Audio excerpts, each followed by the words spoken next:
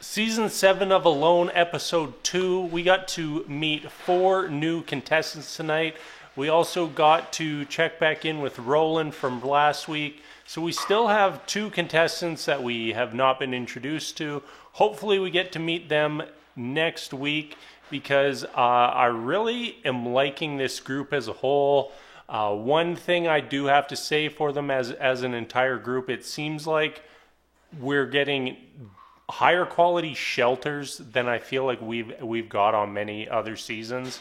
And I usually feel like the people who focus more on the shelter and make themselves a nice shelter those are the kinds of people that I like to root for. You know, when I see, I believe it was Mark today, build himself a gigantic like stove or fire pit, whatever you want to call it, like I'm on board with that. Like when we see Roland start chucking around 200-pound rocks, like I'm pumped up about that. Like I want to see like what is Roland's shelter going to look like at the end? Like he was making a stone fortress with a log cabin on top. Like I think it was going to be like a 2-3 story structure. He was going to have like a nice reading room up top, you know, a sunbathing area on that main floor, sleeping quarters down below. Like I'm loving it. You know, Roland might not give off all that personality. He might not have that interesting personality like Sean from last week, who sadly had to go home, or even Corey this week, especially if you got a chance to see the interview with Colby Davidson after the episode, where we got to see a little bit more behind the scenes with Corey, especially him and his ninja stick. That was very entertaining and something I highly enjoyed seeing. All right, so our new people we got to meet this week. Corey, unfortunately, he was our contestant who tapped out today, an injury, and you know, I hate seeing injuries on this show. You know, you want to see like how long can these people survive, not how long can they go before misstepping once out in the forest and blowing a meniscus in their knee and tearing their MCL. That is not what you want to hear. Not what you want to see. I want to see these people test themselves to their limits. I don't want to see an accidental fish hook, you know, a slip on some rocks, a poorly handled knife. I don't want to see those be reasons people go home. I want to see them go to their absolute limit, to push their experience absolutely as far as they can. And, you know, that's 2 contestants, Sean and Corey, who small errors took them out of the game. Sean lost his fire stick last week and couldn't handle it, went home.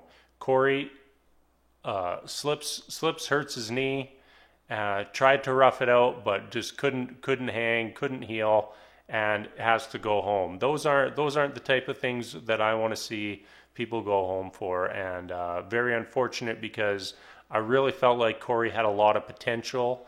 You know, he was getting a nice shelter underway. He was starting to get some food, and you know, you want to see like how far can that guy go? But unfortunately, not what we're going to get to see. And he's out, and we are down to 8 contestants left. Next up, let's talk about Callie. I was really boggled by her unwillingness to build a shelter. And then she finally picks this spot for a shelter, and you're watching her set it up, and it's just like, what is she doing? Like, she is right in like a wind tunnel. But afterwards, they showed like a pulled out shot of where her area was, and really she was not exaggerating on how difficult it was to find a camp spot. She was basically up against a sheer rock wall that was just funneling the wind all the way through, and on top of that, she said there was lots of bog and, you know, just area that was not habitable. So hopefully she can finally find a spot that is good for a camp, because she's running out of time. You know, I believe we ended on day 12. Uh, yeah, 12 days in, you can't be out there with no protection. It's starting to get cold. It's starting to freeze at night, and you need to be prepared. You need to have that shelter going. Have your food sources lined up. You know, you need to be considering stockpiling berries like Roland was. You need to be getting ready because the Arctic is not going to wait on you. If you're not ready, you're out. We also got to meet Mark. I mentioned him earlier. He was the one who built the nice fireplace. Looked like he had a very nice shelter going, a unreal source of fish going, and he was looking pretty set up. And I'd say out of all the contestants that we've seen so far, he probably has the best the setup, and is not afraid of bears either. He will chase after a bear. I think it was Joe last week who we saw chase after the bears, and apparently that is something that Joe does regularly in real life.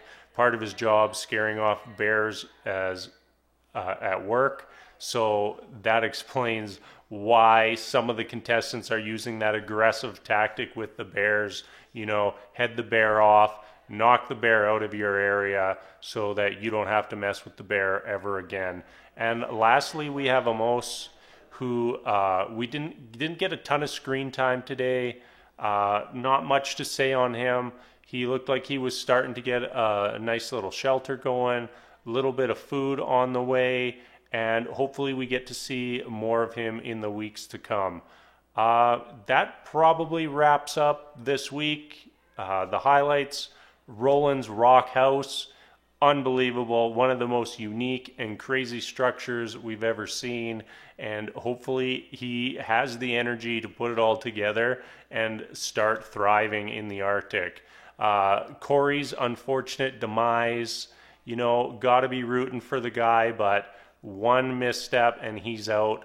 Mark and his deluxe stone oven looked like a great setup for him, and excited to see what he can do as the season progresses.